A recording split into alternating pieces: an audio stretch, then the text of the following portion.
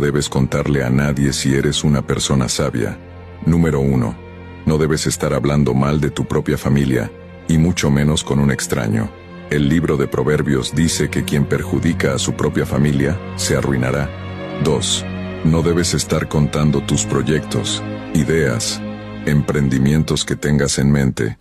Si vas a recibir algún dinero, solo vas a provocar celos y envidias en las demás personas, y puedes causar que el enemigo te bloquee las bendiciones. 3. No le estés contando a todo el mundo cuánto ganas y mucho menos si este salario es abundante. Y por otro lado, no estés contándole a todo el mundo tus problemas financieros. Das poder y autoridad a espíritus de miseria y de pobreza. 4. No publiques todas tus obras y todos tus éxitos en las redes sociales.